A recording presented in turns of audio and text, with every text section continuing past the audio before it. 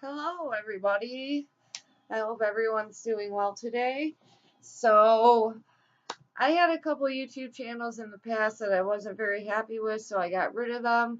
Um, Rai, my new channel, is the one I'm going to be uploading videos from here and there on many different things. I'm a professional cosmetologist for one. I'm an artist and I do glass blowing, wire wrapping, I make jewelry and I vend at festivals, which I can upload tons of concert and festival footage for y'all. I've also am a year into starting my dreadlocks, and I wanted to do some things where I can give tips and pointers on to those of you that want dreadlocks or are thinking about starting dreadlocks. Hi, kitty. This is Minnie. This is Minnie plus my new kitten. She's 4 months old. Yes, she is. She usually wants to be involved in everything I'm doing, but she's sitting right here. But anyway, so yeah, it was just kind of an introduction. I guess I could talk about my dreadlocks today, and because I went to a show last night where I was getting a lot of questions about them, and so yeah, they were up to here when I started, and I'm surprised at how much they actually grew. I mean, my hair grows fast, but a lot, and they've already shrunken, and a lot of people are like, oh, they shrink to half the size, and I'm like, mine actually grew, but my hair grows very, very fast. So let me come a little closer to the camera here so you can check out. I do have a few loops and stuff, which is actually a good sign. I do try to crochet hook some of the loops in and roll them, and maybe that's why I was able to keep a little bit of my length. But for those of you that are looking for starting them, step one is stop brushing your hair, section it out, and you want to make sure your sections are really, really good, because if they're not, a lot of things can go wrong with this. Having sections that are pulling hair from two different areas in the head can eventually rip a clump of the hair out. You know what I mean? Because of the tension. People's dreads have fallen out that way. Um, I suggest two main products. One is Dolly Locks products, and the other is Naughty Boy. Their shampoos, their tightening sprays, everything are going to speed up the process for you. Their tightening sprays are just pure sea salt, fragrance, and water. That's it. That's all you need. I would use the proper shampoos. There's a misconception that you can use bars of soap like Dial. Don't do that. There is a chemical in those soaps, a couple of them, that are very bad for your hair. And what they will do is they will build up piles of white dandruff inside of your dreads and all that. My husband had dreadlocks when he was 16, and he used Dial soap.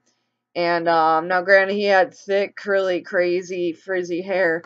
Um, when he had to shave them off for military school, he had piles of buildup. And I was like, that was the buildup from the chemicals in the soap that are not good for your hair at all. Very wide misconception that you should use bars of soap to dry them out. No, you can get natural tea tree shampoos, organic shampoos, any kind of dreadlock shampoos, which are not expensive, the tightening sprays, the tightening powders.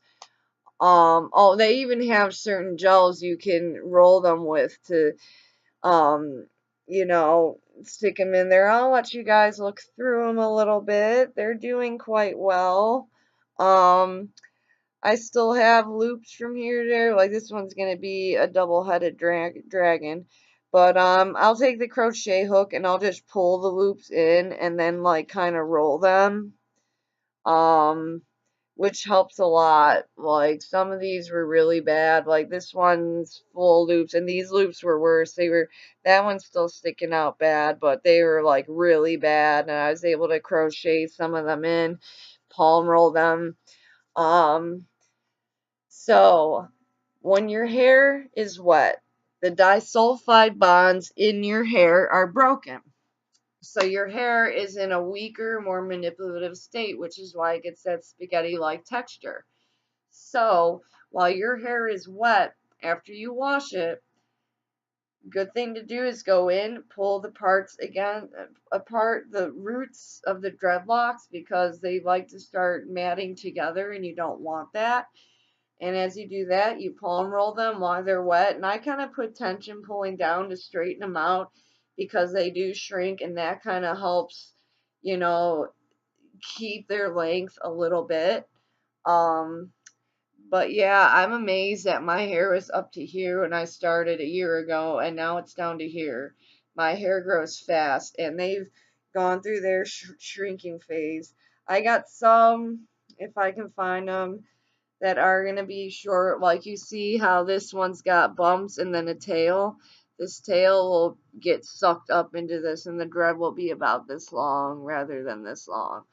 But it's a process. And for you ladies out there, don't be afraid to have short dreadlocks just because you're a girl.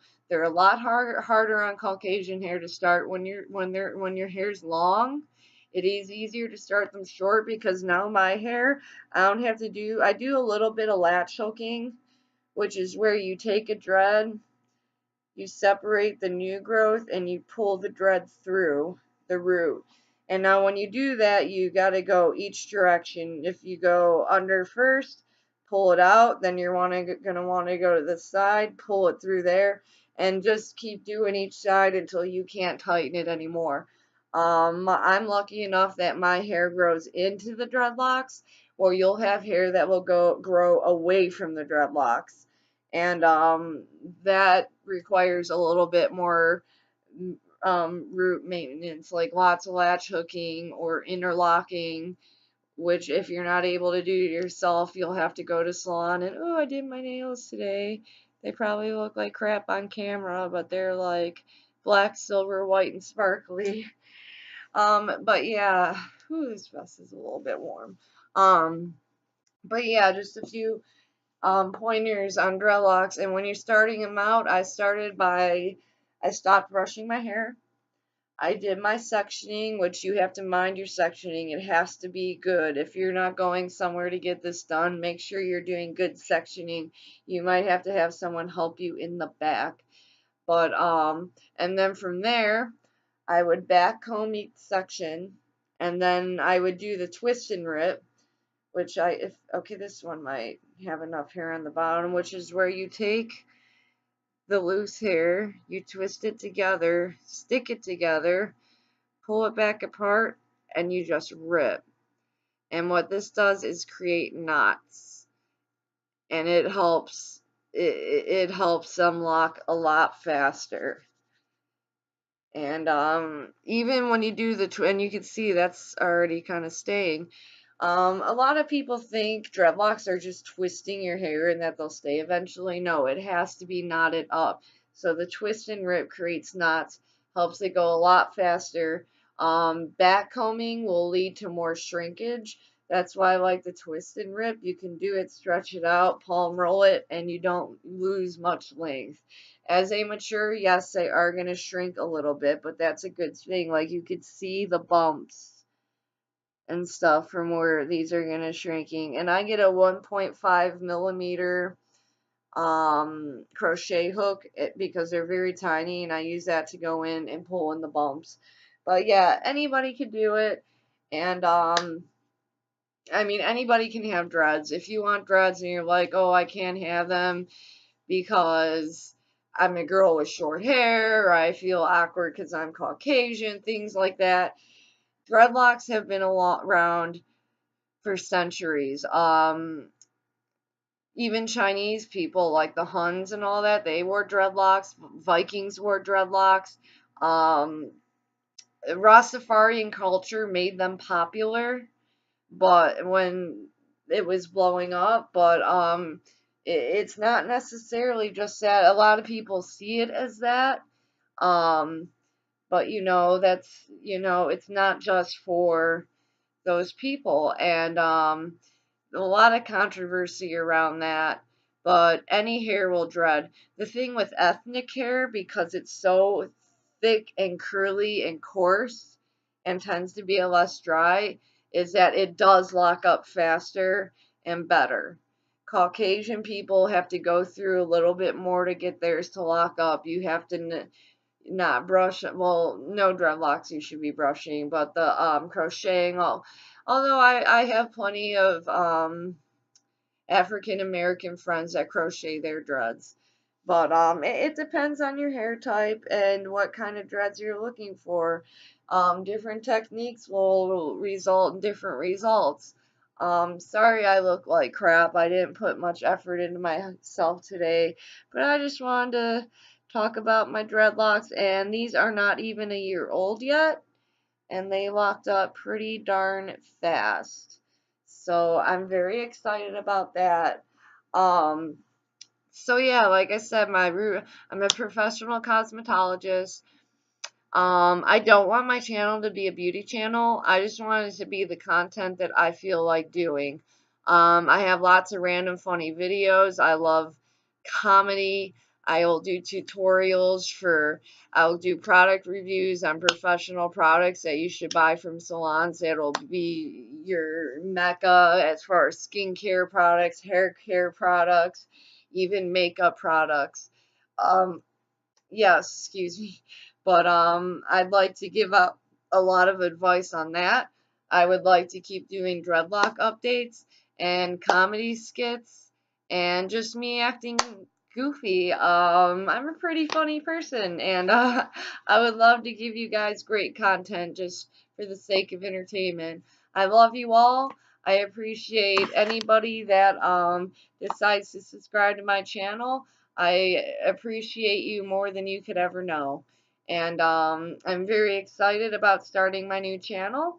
And I have a lot of good ideas in store for us, a lot of people to collab with, and I just can't wait. So I'm going to cut this video out because it's getting 12 minutes long of me just rambling. But I'm outie, be good or be good at it, and I will catch you all next time. Bye!